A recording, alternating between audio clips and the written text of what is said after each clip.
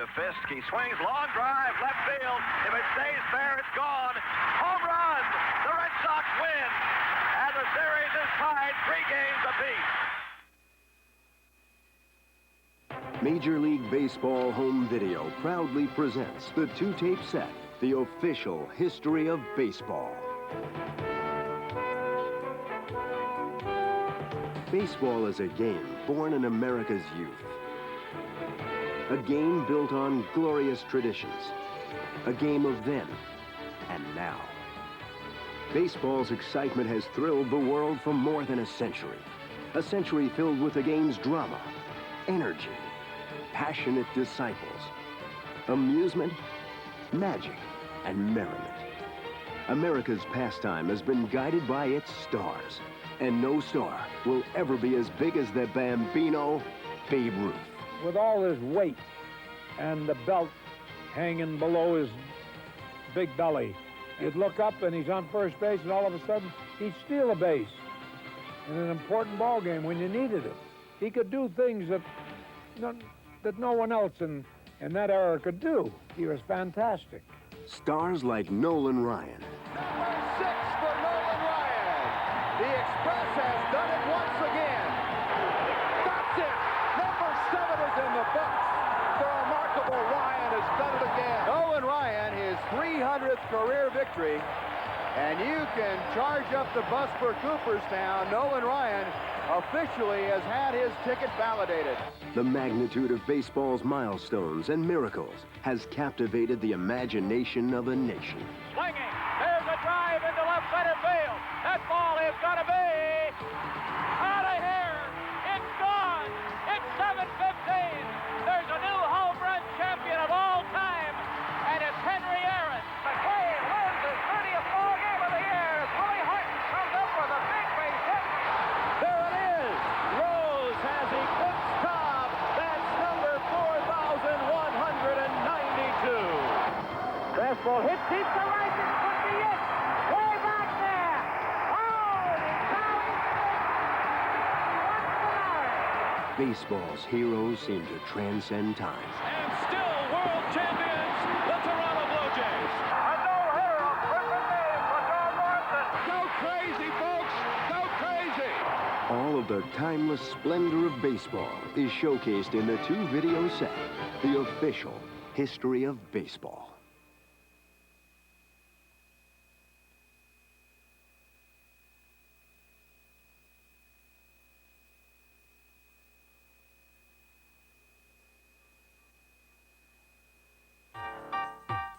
Welcome to the world of Major League Baseball, where nobody, it seems, is as shy as they used to be. Is this hard copy? Is this French or English? Funny man right there. He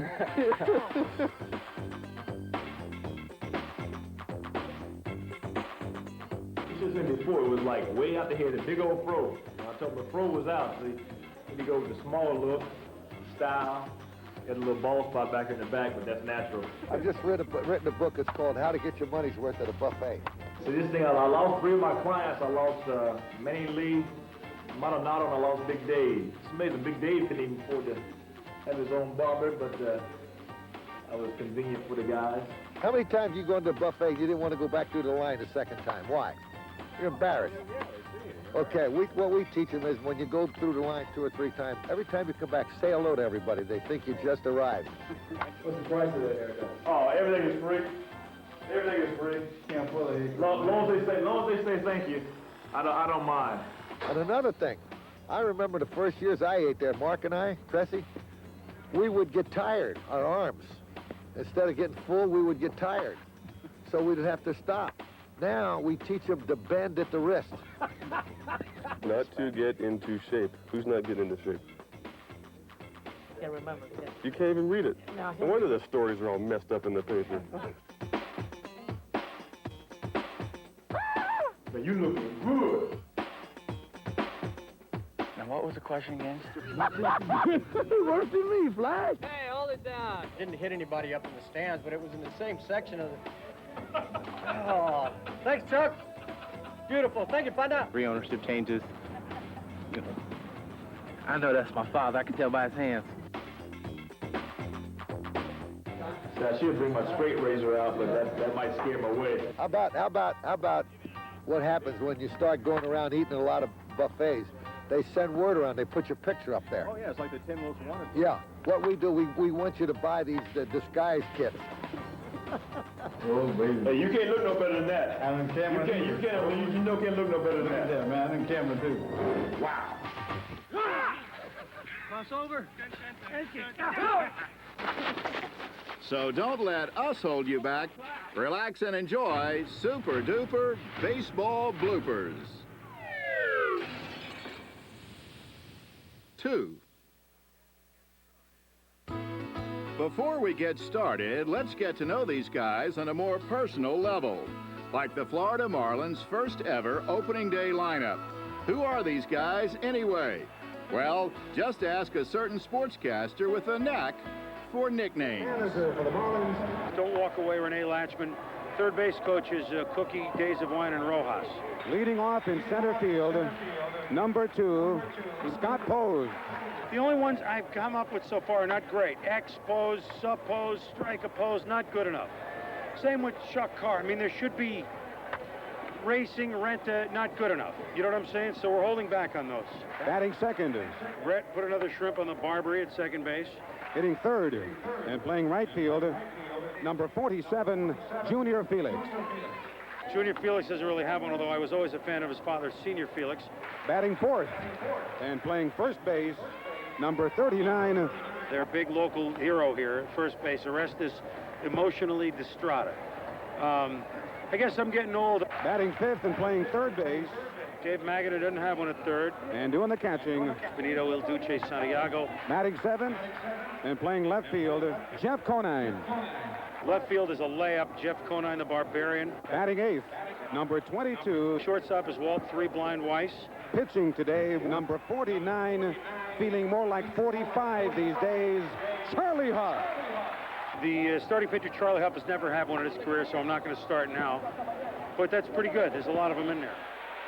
A nickname can often tell you something about a player's personality, as in Turk, which rhymes with quirk. You see, Turk Wendell is not your typical pitcher. In fact, Turk is not a typical anything, unless you're comparing him to Mark the Bird Fidrich, because Turk is a bird of the same feather. Well, this guy is very, very animated. There's a lot of things about him, and one of them is that he has a big league arm. He is a very talented right-hander with quite a few quirks. One of which is leaping over the foul line to and from the mound. I just think of it as just me being myself. As I start the inning, I run out, I jump over the line, then I get the ball, tray, draw 3 crosses in the dirt, and then go about my business. You know, after that, I'm a normal pitcher like anybody else. Like anybody else who chews wads of licorice and brushes his teeth between innings.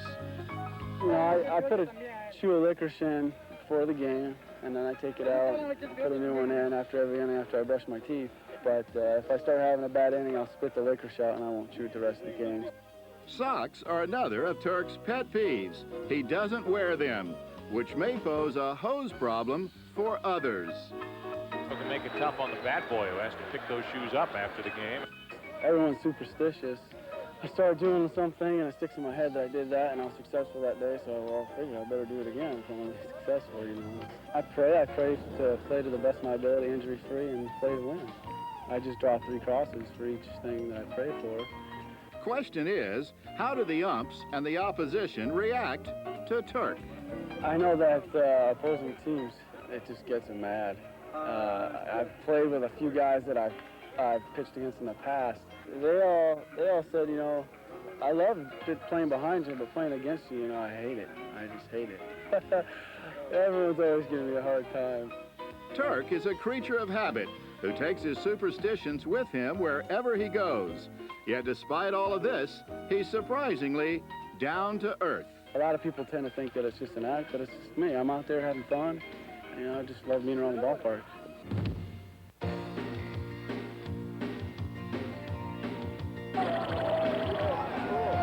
Another of baseball's unique characters is pitcher Larry Anderson. As he's traveled throughout the majors with 6 different teams in 15 years, Anderson always managed to find the lighter side of the game. But he was never more at home than in 1993 with the Philadelphia Phillies. Hi, Larry. This is my candidate for the Cy Young. Oh, come on now, it's May. For me. I think everybody should have a Larry Anderson on their team.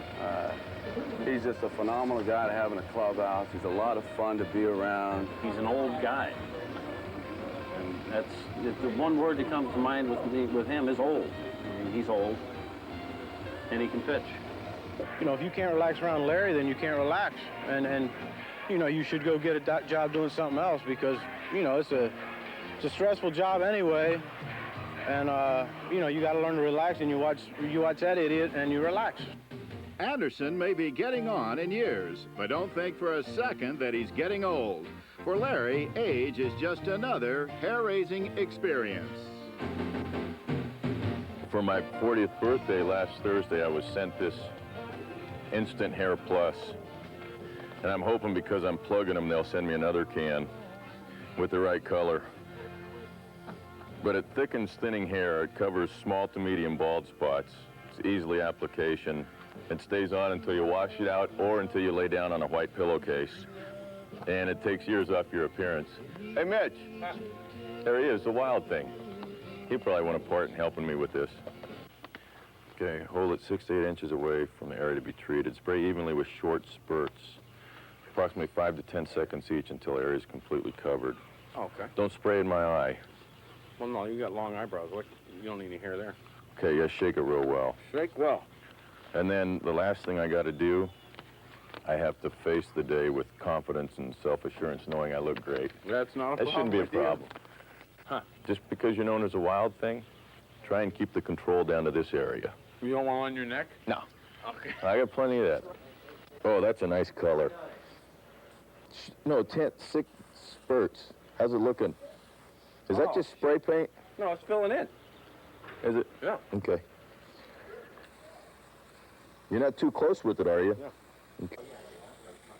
Okay. This could be the first day I go out for batting practice without my hat on. You gotta go out without your hat. It's got that kind of sandy blonde beach look to it. Well, It's looking good. oh, yeah, it is. Oh, yeah, we're filling in good now there. Yeah? Now, would you want some more? You want your hairline lower? Oh, that's beautiful, isn't it? You want your hairline Look at that. lower? I can't, don't touch it. God. I got this divot working back here. Yeah, is it going away? Oh, yeah. That's beautiful. 5 to 10 second spurts, huh? 1001, 2002, 2003, 2004, 2005. That should have been a good one. Oh, yeah. That should have Oh, filled it is, man. Look at that. You got hair. That is awesome. You feel more confident, though. That's the big one. Oh, don't I? Can't you just see it? Oh, you're beaming. That's cold. Yeah, but you're talking some long. You're gonna fit in, dude. Yeah. Jeez. Oh wait. Got hair growing on my fingernails. Just do.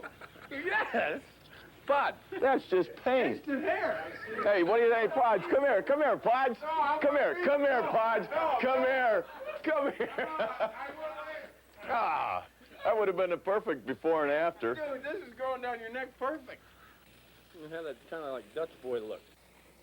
You see anything growing yet? Oh, it's a huge difference. Take it down. Check out the...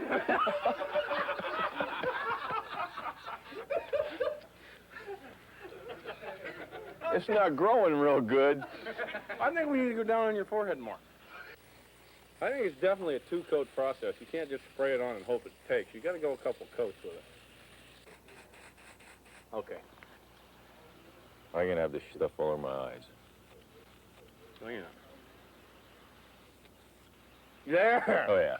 That's much better. I think we're ready. I'm gonna go out there with BP without my hat on and be full of confidence. Walk around with pride, Blair.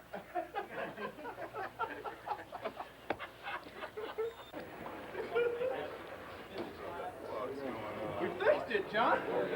No more bald spot. What the hell? What do you think? What is it? If I leave this on, I gave him the crucky tail back here. Gave him the hair down the neck. I need to get this point off. That's really taken away from it. Did you see that? You ought to wear it all the time because you look 5 years younger than me. Look at that. No bald spot. Now I've got a lot of confidence. I got to go practice. To steal a phrase from or a quote from Bill Lee, he said the whole world's insane, so if I'm insane, I'm normal. And that's kind of how I feel with this club. This whole club's insane, so if I'm insane, I'm normal. And this is probably the first time I've been on a team where I've been normal. And it's a nice feeling. For many ball players, it's just as important to look good as it is to feel good.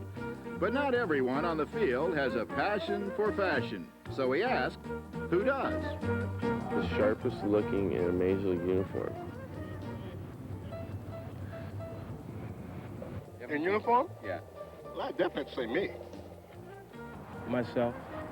No, I would say Dave Winfield is probably the cleanest looking in his uniform. I mean, he's got his stuff tapered all the way down. He's got that long 6'6" frame, and he's got everything tapered. I think Dave Winfield, he has like legs that go up to his neck. He looks good in uniform. I just try to stick with the basics. If you got a decent body, then the uniform will fit right, however you wear it. Ronnie Gant in Atlanta, he looked awfully good in a uniform. Ron Gant looks good in the uniform. Big biceps. He's got bulging biceps.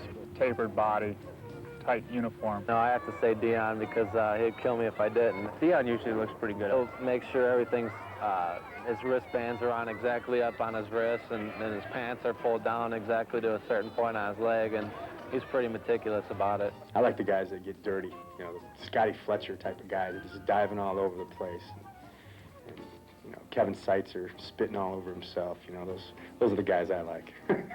Sloppy in a uniform, There's a lot of them. There's some ugly guys in this league. I don't know. There's some guys that don't know how to put their uniforms on. I know that for sure. Sloppiest has got to be Pete Harnish. He likes to wear the loose uniform and the high pants. He wears those pants. He puts them up around his knees, and they're about 2 sizes too big, and pulls his hat way down, and his shirt's too big. And the slouchy shirt, so I think Pete might get the worst dress. I'd say just from last year, I'd say my man John Crook. It's probably going to be a popular answer. I'll just stick with me. John Crook just has very, unique, different style to himself. I don't know exactly what kind of fashion statement he's making. Simply because Crookey looks like he's been playing since 1929 or 1930. You know, I'm not oil painting in a uniform. The uniform doesn't quite drape the same as it does on other guys, and he works the beard, and the high tops don't make him any faster looking. Well, Casey Candell must be on the top of the list. It's not that he's sloppy, it's just a style. Hey, everything's baggy. Nothing ever fits him, but that's the way he is. He never wears anything that fits. I probably played with a lot of those guys. They've seen my act, and it's like a little thrift shop chic, you know.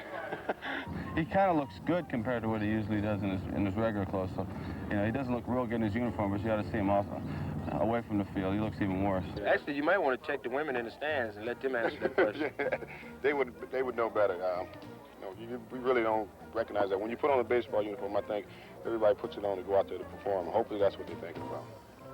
Style met substance in Baltimore when Oriole Park at Camden Yards played host to the '93 All-Star Game.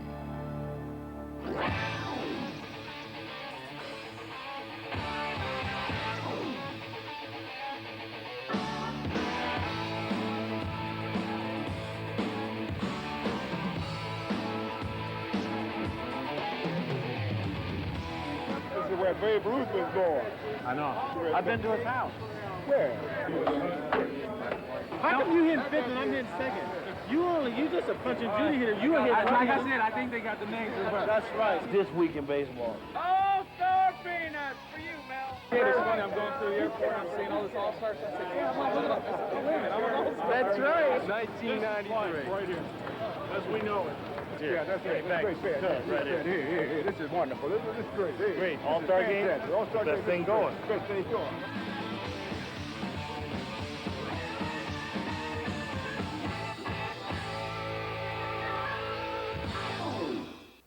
on hand for the game, comedian Bill Murray and living legend Michael Jordan, a couple of baseball wannabes, and certainly two good sports. What happens if you hit a base hit in the hole?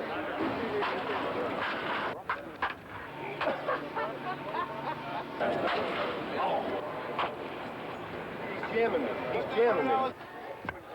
Look at this. Look at him go for the ball. He's got some skills, I'll tell you that. You could get a player out there and you wouldn't notice that much difference. Want to take your stance, young man? I'm having trouble with the glasses right now. What he's doing right there, that's not easy. Look at those legs. Huh? Those are power legs right there. Oh! Head in good position. Let's keep the head up just a little bit like this, okay? There we go. Now he looks faster that way.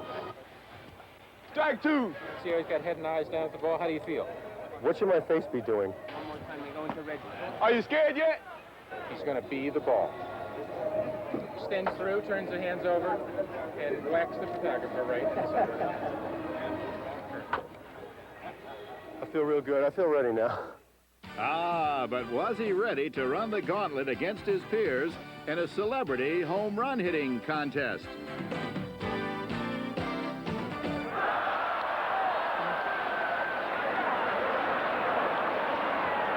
You all right? You all right? Yeah, I'll be all right. I'll be all right. Thanks, Jerry. Oh, he's going to hit it over here. This isn't a safe place to be right now, I'll tell you.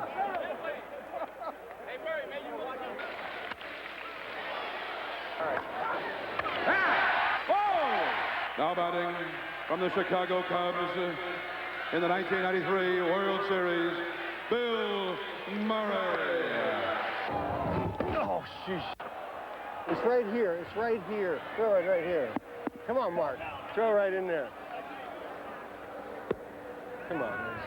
What is it? All right, Mark. Pitching around now, Vincent. Old strong strike.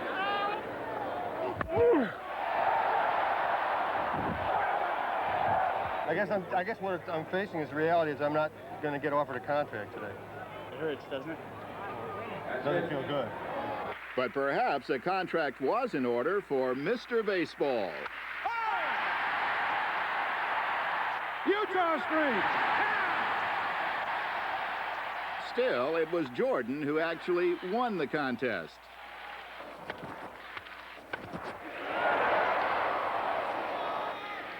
But no one upstages Reggie. Hey, Reggie. They want Reggie to take a swing. Yeah. Oh! It's headed for the warehouse. It hit Utah Street. He did it. Holy cow. Reggie Jackson. Reggie. For sheer all-star entertainment, however, nothing could top the showdown between 6-foot 10-inch pitcher Randy Johnson of the Seattle Mariners and a somewhat bashful Philadelphia Philly, John Crook.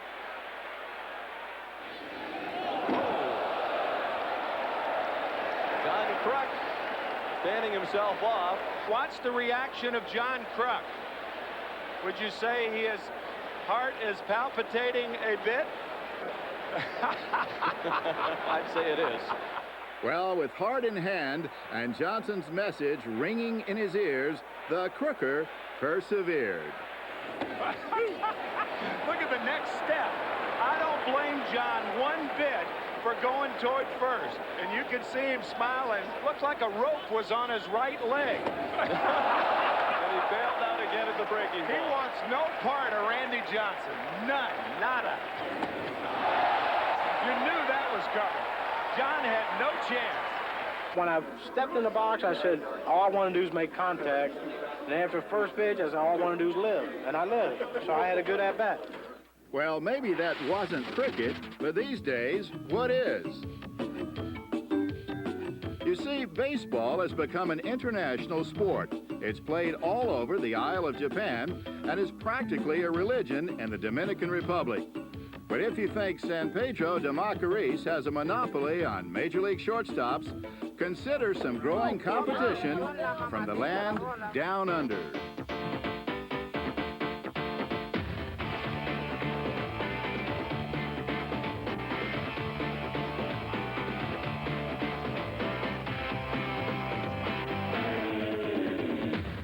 week from the RNA Ballpark, the Brisbane Bandits are at home to last season's finalists, Perth Heat, for Game 2 of the doubleheader.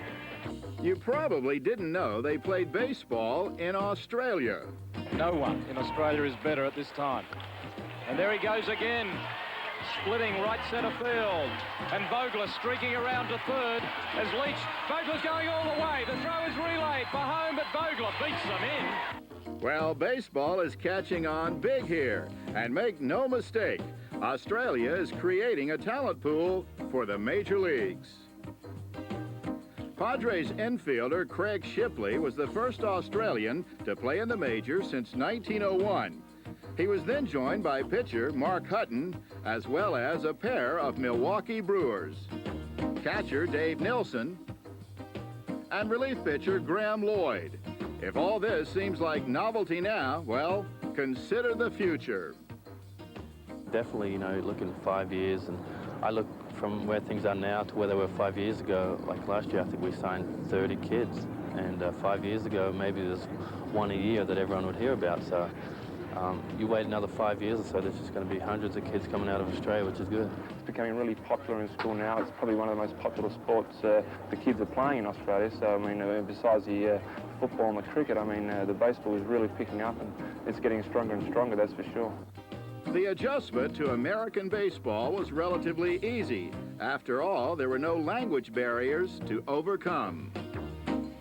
It was pretty easy, you know, especially speaking English. Like, I know some of the Dominicans, every other Latino and every player from those countries have a little bit of trouble, but it's really not too much trouble at all. What is trouble is getting up a good game of their native sport, cricket, in the USA.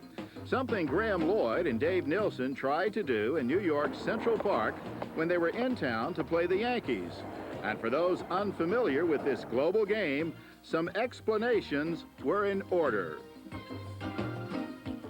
Well, it's a lot easier in cricket because you got the flat face. You know, in baseball, you got a round bat and a round ball. I'm not really taking anything away from cricket. I mean, that's tough to do when they bowl as fast as they do. Have the ball moving off the pitch. I'm not saying one's tougher than the other. I just think, you know, in general, when you got a flat face, you can do more with the ball. Hey, you're good. Actually, I think it comes in about the same speed, you know, sometimes a little quicker in cricket. Because they get that big run up, they can run in and just let it go. Now, come on, mate. We bowl with a stiff arm action, unlike throwing a ball with the baseball. See that camera in the background? That lens is gonna be broken pretty soon. But look behind you. That's bad news. What are you doing back there? Put the camera down and get the ball. We saw some amazing cricket out there today, Dave. You're thinking about the test team in Australia, maybe giving this all away and heading back home? Yeah, that's exactly what I'm thinking about. But first, it was off to Yankee Stadium, where Lloyd and Nilsson's cricket equipment left them open for a little ribbing.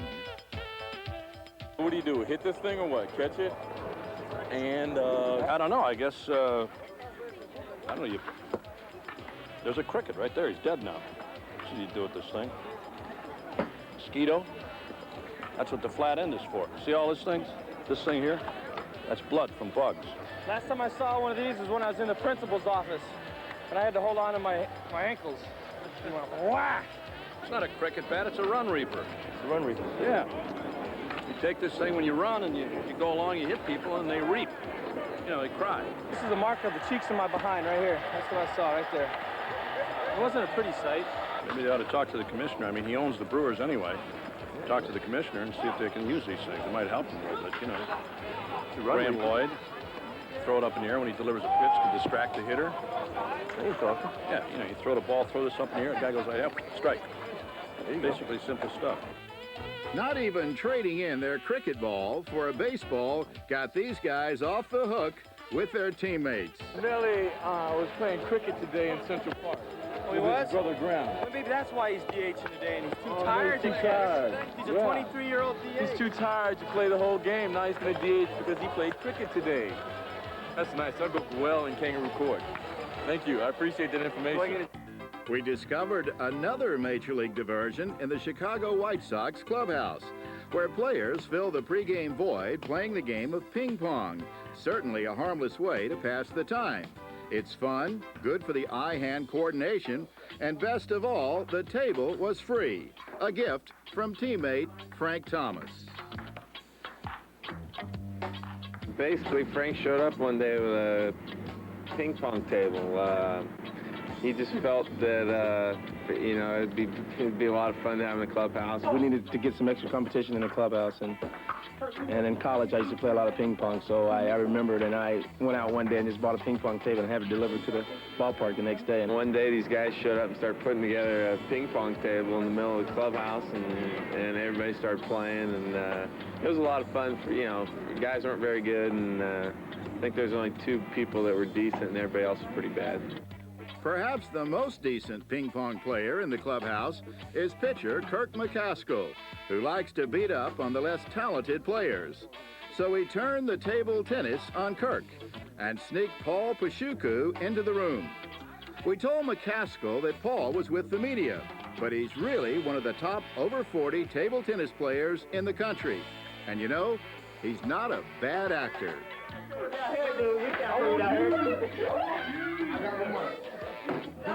got your money? I got my money on Kirk. Take your paddle. Take your pick. I'll take this one. I'll take his paddle. Like New York State champ or something like that? Not at all. All right, let's go. We need some peace and quiet. We're here in the White Sox locker room as Paul is getting ready to serve. Go ahead, Paul. This guy, let me play.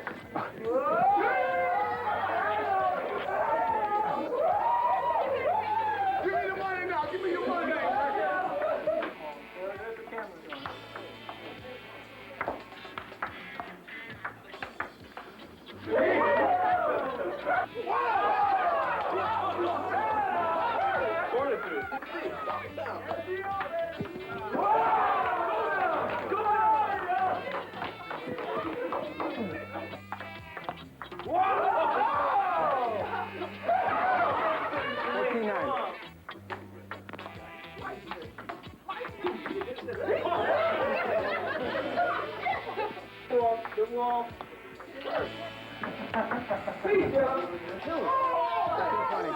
Let me get it.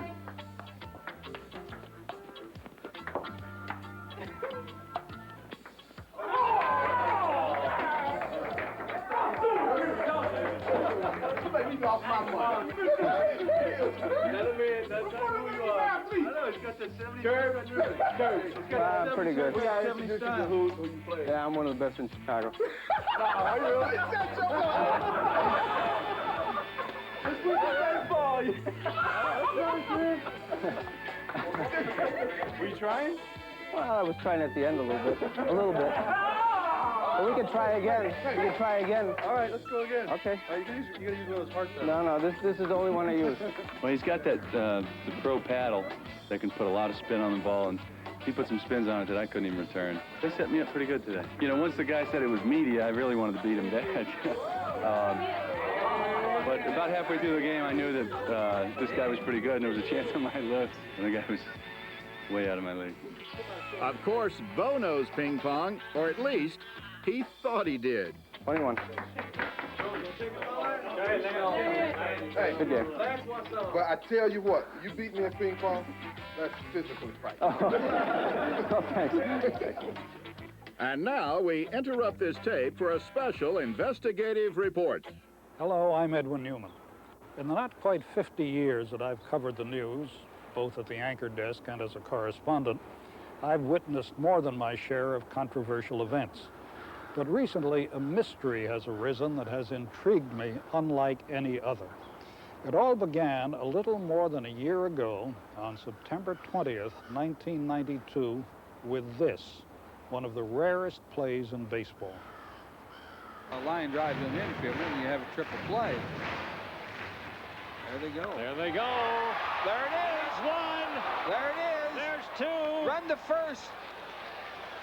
Oh, okay, okay. He got it. That's right, tagged him. How about that? All right, just like you described, Whitey, and unassisted, right? One can certainly understand their confusion. This was only the 9th time in baseball history that an unassisted triple play had been accomplished. Indeed, Those who have seen in a single lifetime an unassisted triple play in, say, the fall of the Berlin Wall can count themselves most fortunate. And just as those pieces of the Berlin Wall make a treasured keepsake as evidence of the collapse of communism, so too is the ball from an unassisted triple play something well worth holding on to. Our question: who actually has the ball? The day following the triple play, USA Today reported the event, and after asking Morandini why he dropped the ball on the mound, quoted him as saying, "That was kind of stupid. Maybe I'll just go into the equipment bag and get one and say that's it." 2 days later, USA Today reported that Schilling claimed to have gone back to the mound and retrieved the ball. Schilling then said that later that night he gave it to Morandini. This would seem to be the end of the story, but something aroused our journalistic instincts. Was there more we did not know? Did Schilling act alone? We decided to verify his version by checking with some of his teammates. Second baseman Mickey Morandini. I just kind of tossed it up in the air, and I think it rolled onto the mound, and from that point on, I really didn't pay any attention to where the ball went, so I can only go by what some other people have told me as to where the ball was and who got it. Catcher Todd Pratt. I seen him running back, but now I don't know if he got the ball or not. He might take a few steps toward back the field, and I just turned my head and went back to the dugout. Now, I couldn't say if he got the ball or not. I know it sounds a little fishy, but, I mean, Kurt would be the guy that would think about that. You know, Kurt's a real big nostalgia and collector of, memorabilia like that, so I wouldn't be surprised if he did get the ball. First baseman John Kruk. Schilling's a big collector of, baseball paraphernalia, and he says he has. He's a pitcher. Our pitchers aren't too smart, and I think he's full of crap. So I don't know really who has it. I don't think he does. For convenience sake, we'll refer to this as the magic ball theory. Take a look at the play once again. We see Morandini catch the ball, step on second, and tag the runner for all 3 outs. He then tosses the ball up in the air, and it appears that it is going to roll to the third base side of the mound.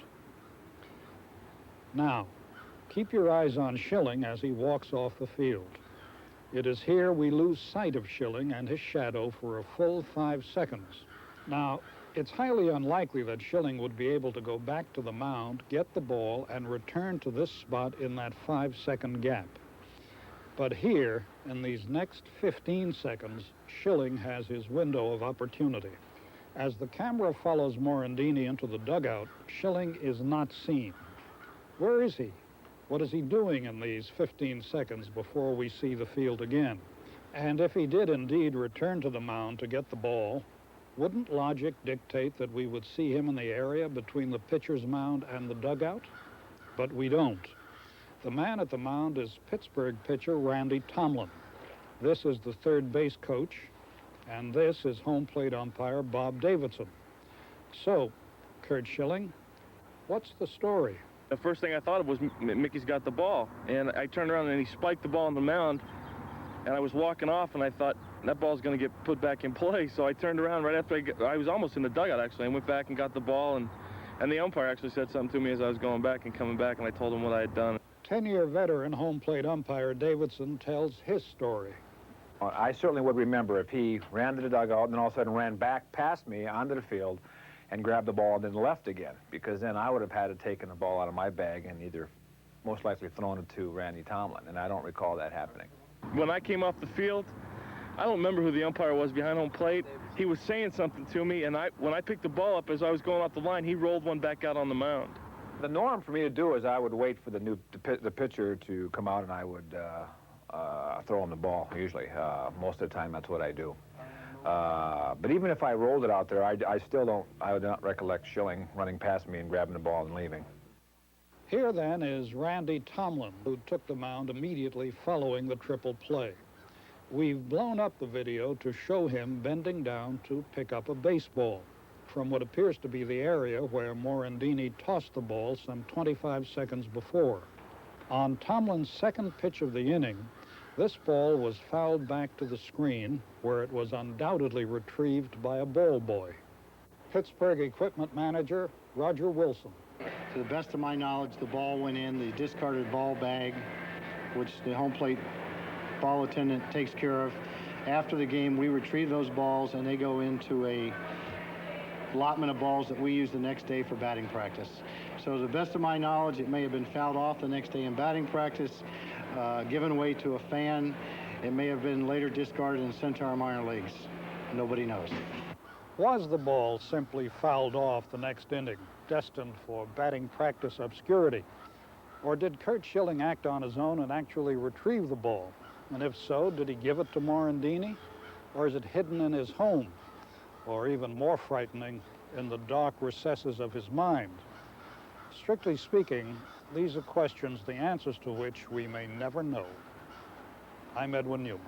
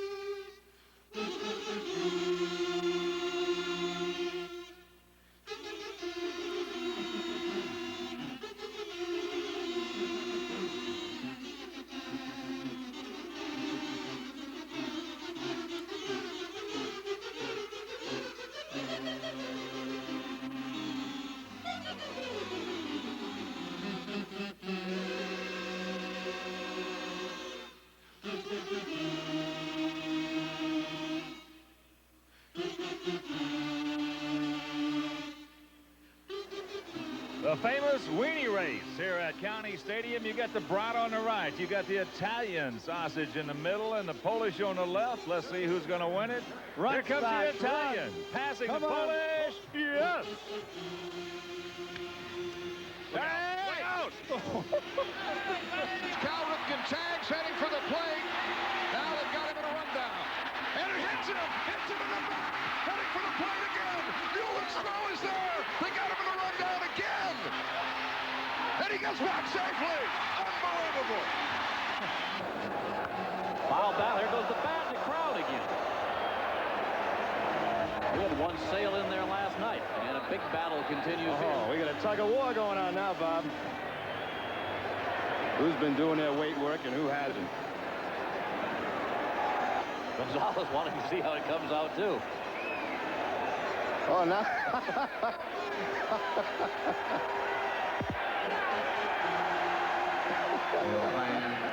That's a good way to do it. After about a 3-minute tug of war, they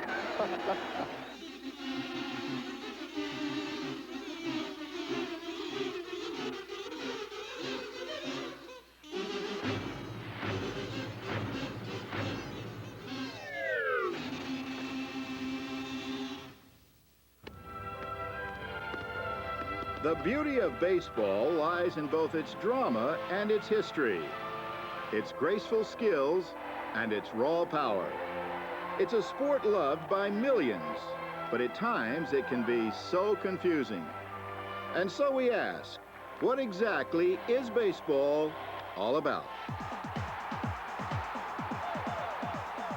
Well, the one way I describe it is fun. For the first time in history, the World Championship banner will fly north of the border. The Toronto Blue Jays are baseball's best in 1992. doing something that, I mean, a billion people would love to trade positions with you. Well, it's sort of like, sometimes you get in a fight with it's like getting in a fight. There are two kinds of fights. One time it's 9 against 1. Oh, an ugly brawl. And then it's 1 against 1.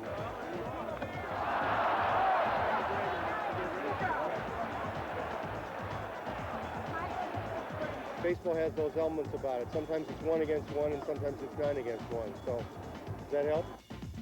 That doesn't help much. Sometimes you get in a fight with one person, and it's just you and he, or you and she. You know, your mother, perhaps your grandmother. You're fighting your grandmother.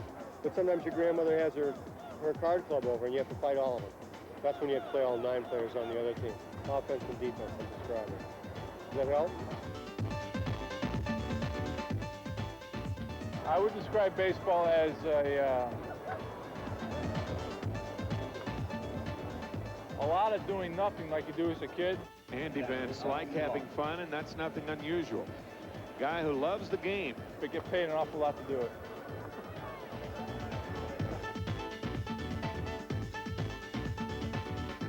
What's it like, baseball? Yeah.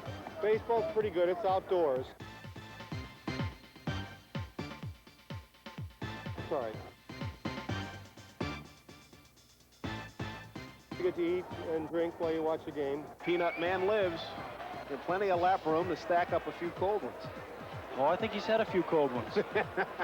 It's a mysterious kind of game. It's like hunting a little bit, and then you chase the ball around. There you see the spin on the ball and the bounce it takes up against the wall. Just eludes Kevin Mitchell right there. He tries to throw it before he's got a handle on it. And it's their uniforms.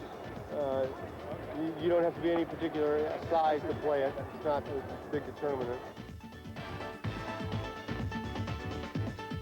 One of those freaky things, you know. Maybe you could try to explain cricket to me.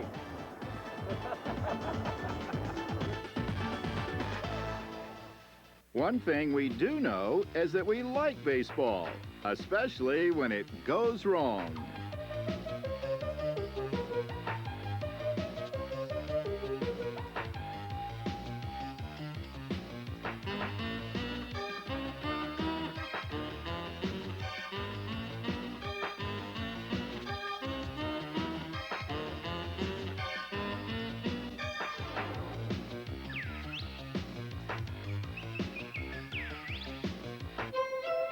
And the Swedish judge gives him a 5-6. Oh, that's... Whoop, yep. I'm glad they don't have replay in baseball.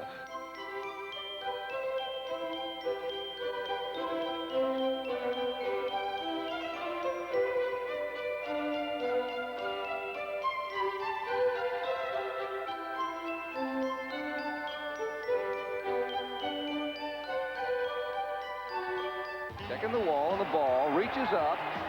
Hits him right in the head and goes over the top. Look at this. Boink. And it's out of here. Jose, you've hit a lot of home runs. You did a lot of great things, but that shot will live forever. Boink. We also know that there's more to baseball than just balls and strikes. And there's a lot more to being a big league broadcaster than just doing play-by-play. Best announcers and cameramen. One of the reasons that had a difficult time getting on the air is it said nothing about producers or directors. I've been thinking about it over the last half inning, Hawk, and I don't want to be called Wimpy anymore. Duke what do you want me to call you? Duke? Duke, yeah. It's a lot more manly. Have you ever noticed about baseball, little guys like Morandini, 5'11", 170 pounds, slim, have the longest names to cram into the back of the uniform? You get a guy who's 6'2", 220, he's got a name like Crockett. Well, Joe, you've had a chance to watch Heredia here for half the ball game. What does he feature? Don, he's got a rapide, a glissante, and a frond. And a darn good frond it is, too. There he goes, up the ice. He shoots the puck, he scores! Why do we sing Take Me Out to the Ballgame when we're already here?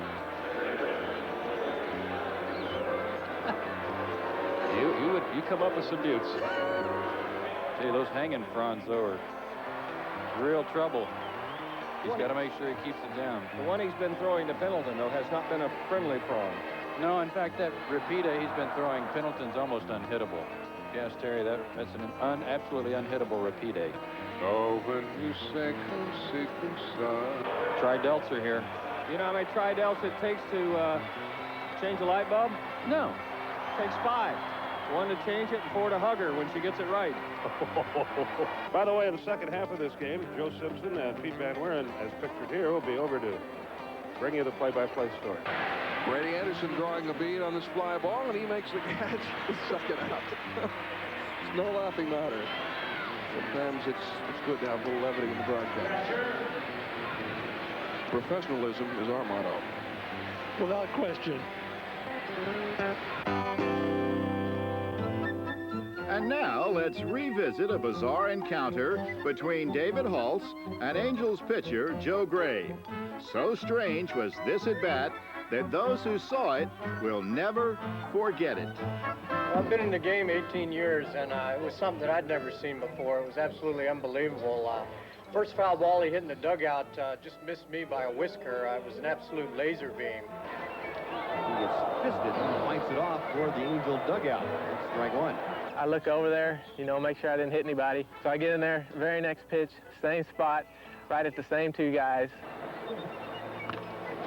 Again, slapped that way, same spot. Uh-oh.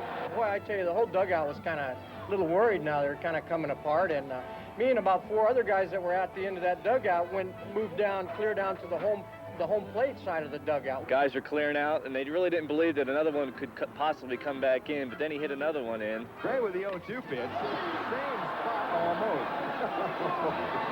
And the guys were running for cover down the runway, and it was pretty funny looking over in our dugout and seeing there was absolutely nobody there. Everyone in our dugout stood up and got down by the home plate side of the dugout. They got as close as they could. We got all in a kind of a little group, you know, and the dugout was completely empty. I was just laughing my head off now. I look out, the pitcher's laughing, the catcher's laughing. I go, how am I going to hit? The very next pitch.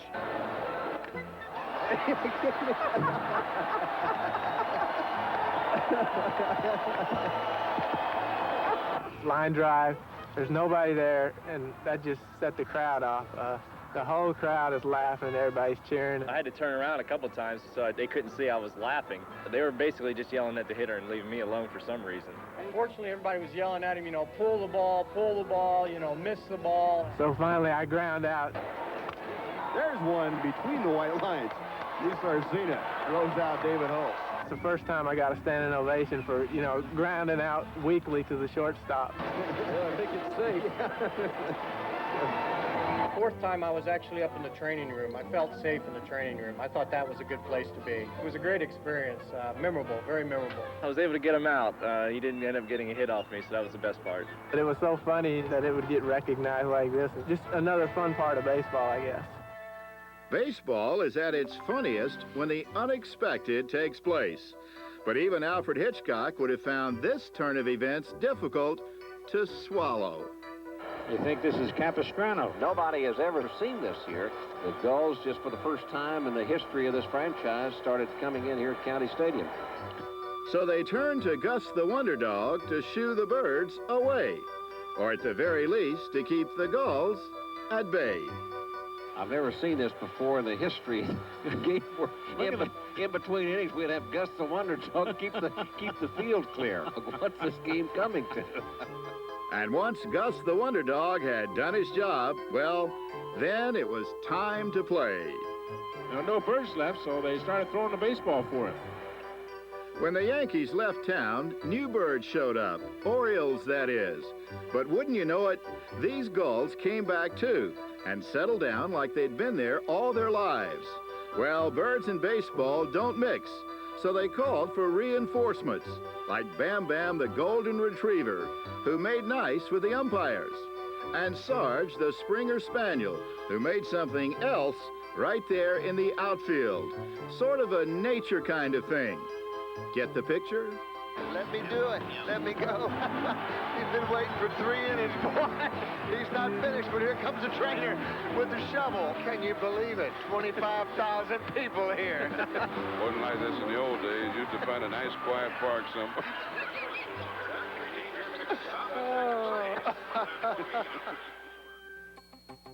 Of course, these days, a dog's life isn't limited to the field. You see, baseball players have had their pictures on trading cards for decades. But now, thanks to the folks at Milk-Bone, players aren't the only ones in the picture. Their pooches are, too. More than 20 players and their dogs have already been featured. Canine collectibles with names like Daisy, Champagne, Psycho, and Cy Young. The dogs, that is. Which one's the dog?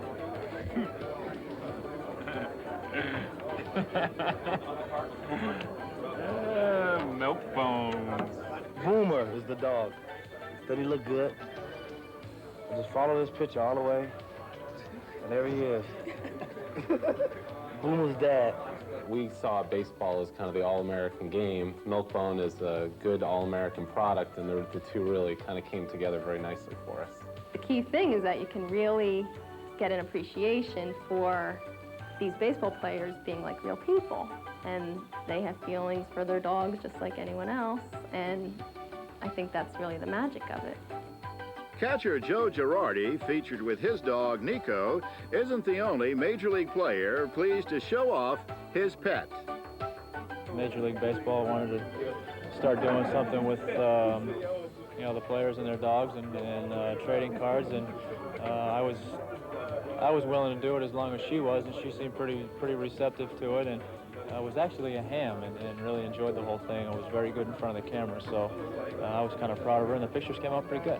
I was undecided on whether to do a dog card or not, but my wife pushed me in the back and she wanted a famous dog, so she told me to do it. And like most of us, we do what our wives tell us. That's my security right there. That's the bad one, Roscoe. Roscoe Pico train. Well, my dog's name is Zach, and he did real well. He's real nervous in front of cameras, but he sat through it and did a good job. We took a picture on the stairs in my house, and that's his favorite spot, so it was easy for him to sit there. Tiffany was a gamer. As soon as the camera clicked and the lights flashed, she was perked up, ears perked in the air, always looking at the camera, and not fussy at all, so I think they would rather have had her back than me. It was just when the camera crew tried to leave that there was a problem. You can't leave? That's what the Rottweiler said. I can't go. Zach came out pretty good. I didn't like my picture too much, but he's been getting rave reviews from the neighborhood dogs.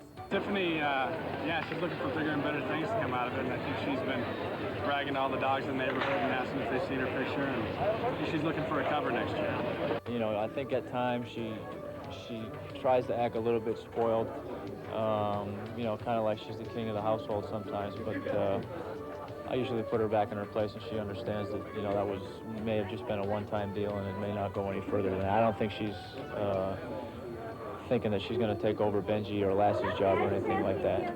He got a case of milk bones. He's been digging in those lately. I think we have a lifetime supply of dog biscuits, but besides that, she's put on another 10 pounds, and now she's 20 pounds overweight. They're a little crunchy, but other than that, the flavor's not bad, so we enjoy them. That was kind of a change from the everyday thing that we normally do as far as baseball cards are concerned, and you know, a little bit different, and it turned out to be a fun experience, and the people that did the pictures were real thrilled with her and said that she did a real good job, so I think it turned out well. It was a positive experience. Hey, I have a Labrador. Where's my card? It just goes to show you that these are the true superstars of the game, and it's a beautiful thing. Well, we don't want to burst your bubble, but not every Bloopers bark is worse than its bite. Some bite pretty hard. Whoa, baby, in the Tigers' I went in the dugout. Look at the troops. Oh my goodness! They scattered the troops. Look at Holy them. mackerel! Look at Mickey. He's laughing. Attaboy, Mickey, woke him up. Woke him up, baby. Look at Tramp. Wake up and watch the game, Tramp. You don't want to fall asleep in there. Whoa, he broke the window. Shaquille O'Neal would be impressed. He's not impressed. They need a glass man here to get that guy a broom. Get him another location. Well, rims are shattering all over the NBA and college basketball, but we haven't seen this. Oh, my goodness. I wonder if he got the speed of that pitch.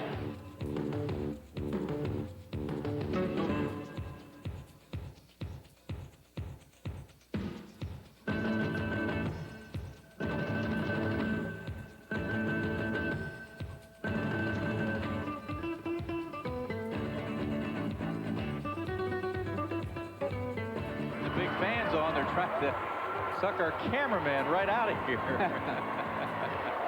Hang in there now. I don't want a bad hair day. Must keep this glove on my hat. Fly ball. Bagwell into foul ground. And he fell and still was there for the catch. The devil's triangle out there. But he made the catch. Some guys really have that flair for showmanship, you know? Corner goes, fly ball, center field. Hernandez, and loses his footing. The ball falls behind it. One run scores. Smith goes to third. Wall back into second with a double. Smiling about it, and in the old high school yearbook, when they say, what was your most embarrassing moment? This will be the one that Cesar Hernandez will put in. No place to hide. Well, pretty much the same can be said of a certain grounds crew in Miami, which had a disastrous date with a downpour.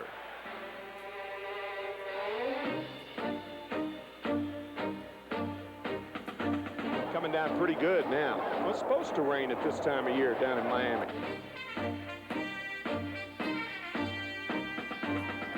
Well, a good job by the ground crew getting that tarp rolled out as there has been a rain delay.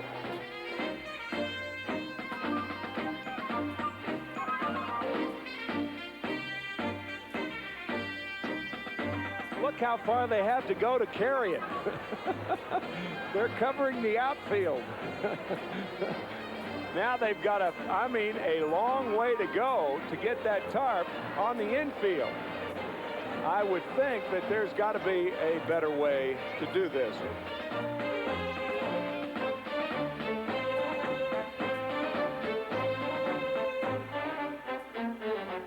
Instead of a tarpaulin, they're going to have to re-spell that and call it a tarp pulling contest. They're on the infield.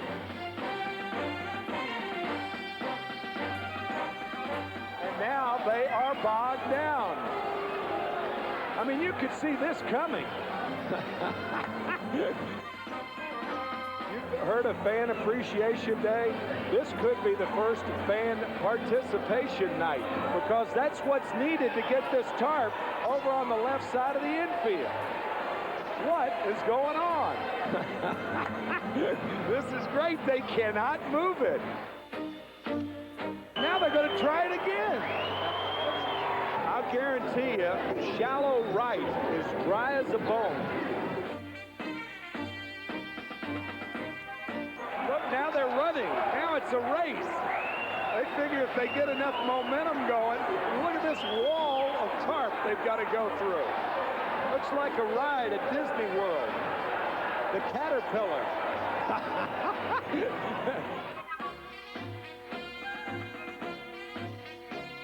I wonder if they thought about possibly all of them going to the other end and maybe bringing that part over. I don't see any solution. So they battle through the Caterpillar, and here they come again. The charge of the Wet Brigade. They got a little momentum right now.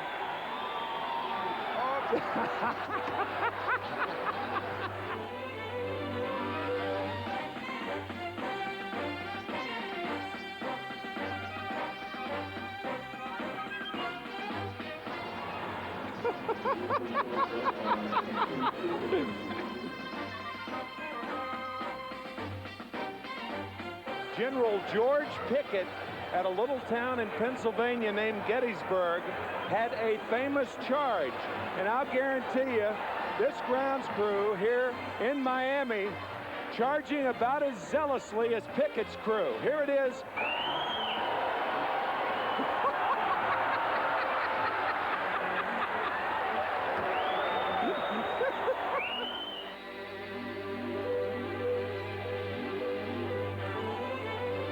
Given up the frontal attack, and now they're coming in from the flank. Flank, you got it. This is a flank attack right here. The frontal didn't work. You saw the volley stop them.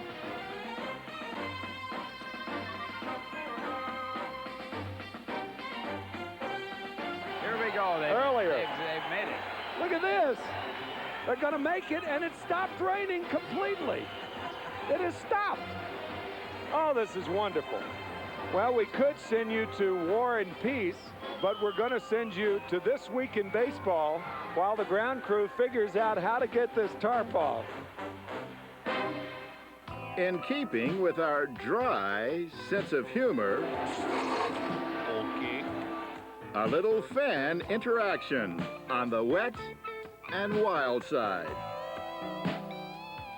And Rijo's at it again. He's cooling him off. He had it going the other day at Riverfront Stadium when on the turf it was 140+ degrees. She said enough's enough. And he got her again. Well, you can't beat fun at the old ballpark. Well, there's a lady that he scored it. She's broken out the umbrella here today.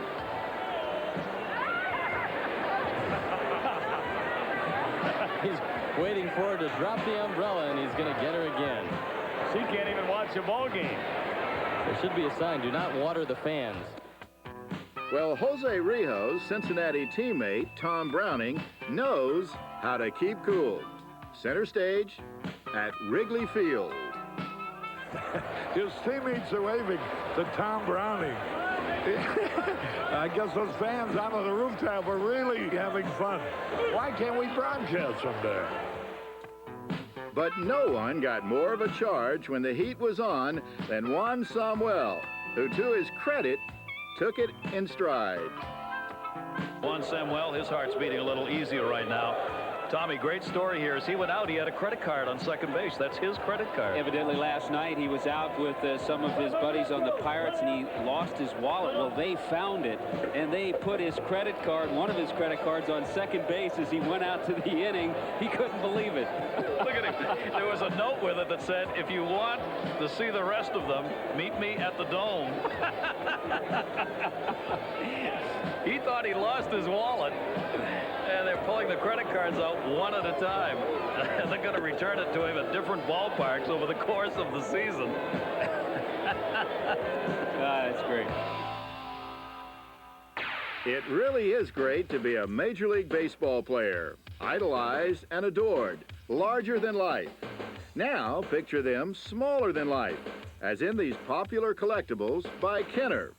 We took these starting lineup figures to spring training for a character test, and here's what we discovered.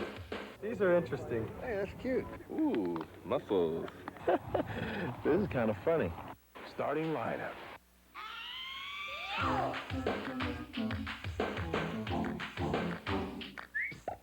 This looks like my brother Delroy. It looks like Puckett to me. Oh, it's Kirby. Certainly not built like Puckett. They're being generous to Kirby on this one. He looked kind of tall and lean, and, you know, Kirby's kind of short and squatty. Yeah, Puckett, he's a little chubby. They got to shrink it down and make it a little bit wider. This might be taller than Kirby. A little slim, but this is a man. They made him look pretty good here. I like it.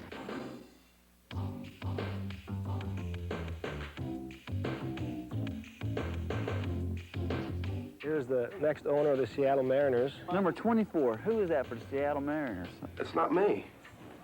It's Junior. He's got a little talent. He's an awesome player. He's got it! He's got it! Griffey caught it in center field off the top of the wall. Do you believe it? We need to kind of like have the wall right here, and then he'd be reaching up over, making an outstanding catch. Griffey going back to the 1-8 track, leaps high in the air, and he's got it! I don't think it did any justice to his ears. I think his ears are a lot bigger than this right here. Butt's a little smaller. The booty is not big enough for Griffey, though. You know, he tries to say that he is the best-looking brother in baseball, but I'll tell you, Junior, I look at this thing, and this is probably a close replica, and you ain't looking that good. I'd keep it.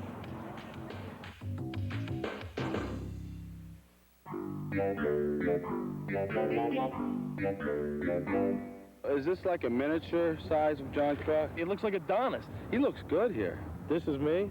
He's wearing about a size 28 waist pants. I think they forgot the pouch in the middle. You know, like a kangaroo has a pouch. Johnny has a pouch in the middle.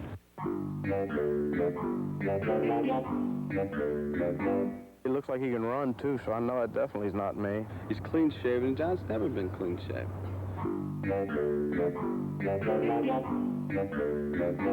Wow. Smiling, I know that's not me. I'd like to have this guy. This guy, the other guy, well, you know, Johnny probably hit 200 if he looked like this. When he looks like that, he hits 320.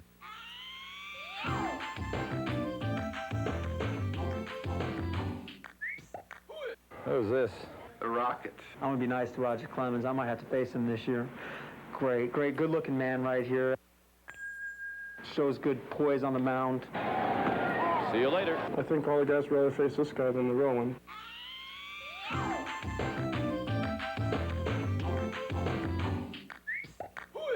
I like it. He put a goatee. Max got a little bigger pipes than this, and McGuire's got the biggest forearms I've seen on any human being do that forearm bash. It's about the only time I can hit him, can't I?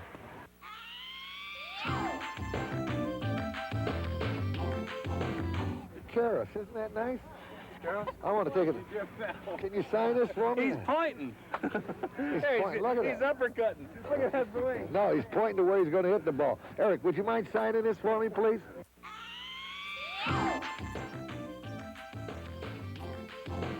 How about one of Jody Reed? They need to move on, man. Where's mine?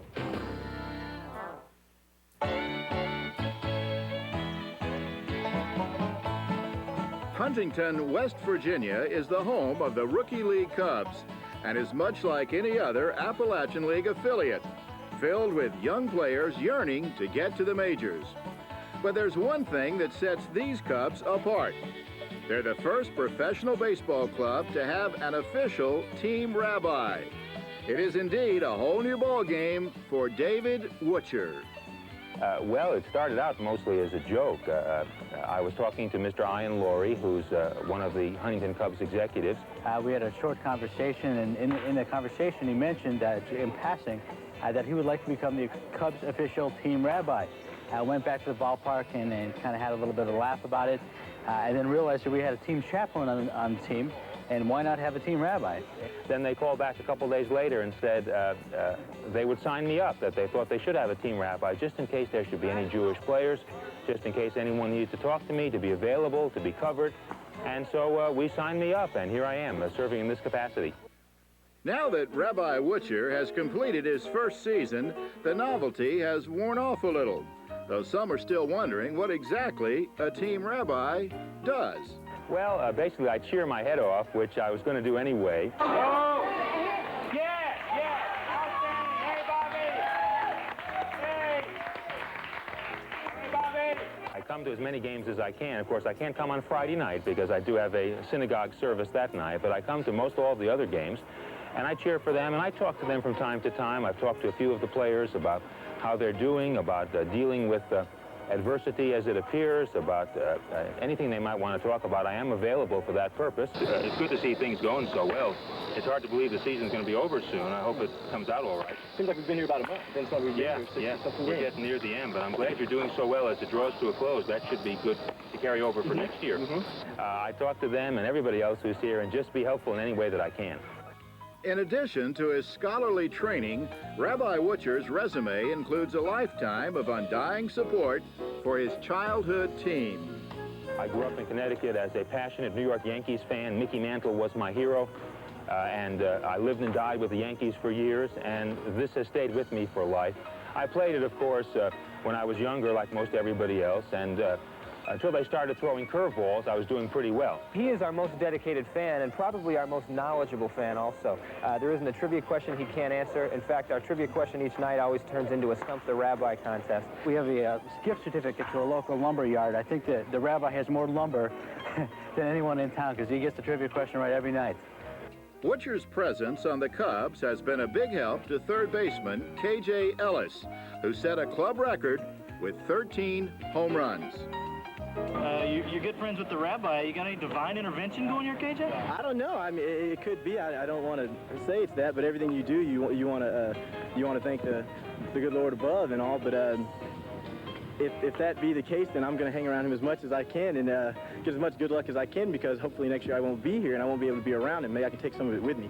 I don't want everybody on the team to know this, but maybe y'all are bringing me good luck because anybody's going to come to you for every game and they'll take all my good luck. So we'll keep it between me and you, and we'll leave it. Well, okay, I think we can have that deal, and if you have a few close friends, maybe we can just share it with them. Oh, he's a great guy. He's He's got plenty of jokes that he's always willing to tell you. I think this is the zenith of my career. I can't top this. And when I pass away, I told them I can still serve because they can put the schedule for every year on my tombstone. And people can come and pay their respects, hopefully lots of people, and they can see if the Cubs are home or away. If it's all the same with God, why not let the Cubs win some games, and why not let you get some hits, and the other team can have their people praying for them. We're not responsible for them. But could Moses hit a curveball? I think he could have, except who would have the nerve to throw him one? How you doing? Good to see you today. Good to see you, sir. Humorous though Rabbi Witcher may be, he has a serious calling. His congregation at B'nai Shalom Synagogue includes 150 families from West Virginia, Kentucky, and Ohio. And though one would think there'd be no mention of baseball in the Old Testament, Rabbi Witcher found one. And of course, you remember the Bible begins with a reference to what happened in the big inning. So from the very beginning of the scripture, you have baseball references, which shows you that God may not be a Cubs fan, but he surely loves baseball, because who else could have invented something as perfect as this game is? Cheering on the Cubs with his daughter Eliza, Rabbi Witcher thinks he may have a higher calling. I am ready to be promoted if the call comes. You know, in September, they call up a lot of the players, and I think they should call up an occasional clergy person just to be fair. And I'm ready for the call-up if it comes. If not, I'm fine serving in this area, in the tri-state area, serving our beloved Huntington Cubs. Baseball can be habit-forming to people of all persuasions. Maybe it's the way it keeps coming at you.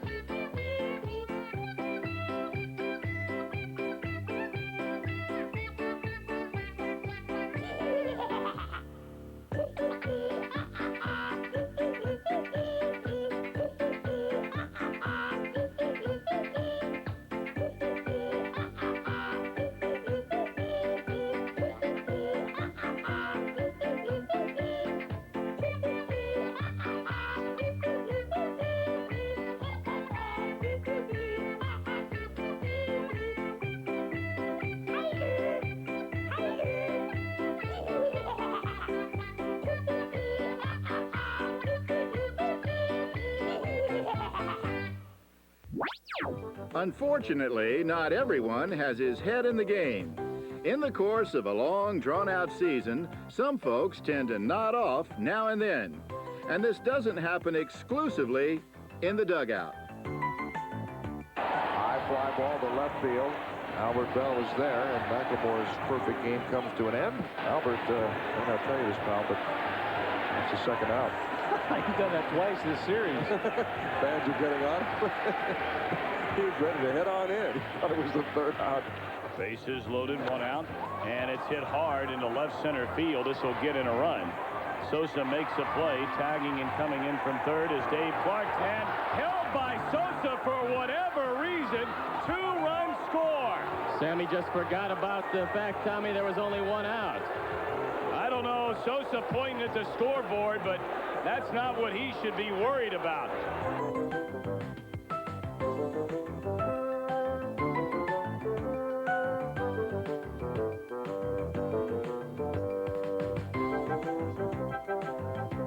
I'm John Miller.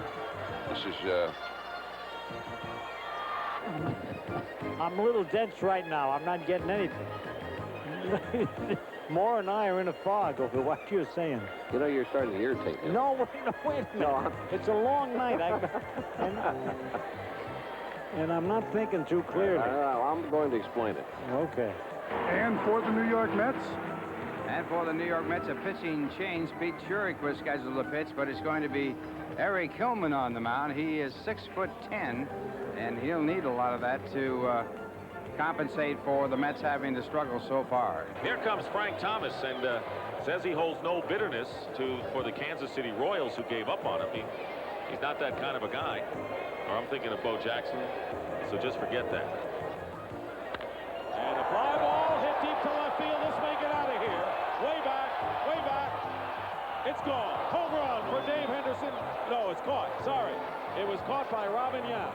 Oh, wow.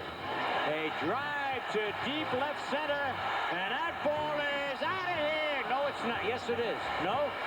What happened? He caught it? You gotta be kidding. I know I gotta get these glasses changed. Stevens saw it, and I didn't believe him. Well, believe this, the end is near. But we leave you with two thoughts. A kiss is just a kiss, but a scooter is not a cycle. And by the way, I got Steve Farr's keys to his bike, and I'm on my way. Seaver and Mercer, you're on your own. Holy cow! And it's time for us to ride off into the sunset as well. But before we go, a final taste of Super Duper baseball bloopers. And please feel free to laugh.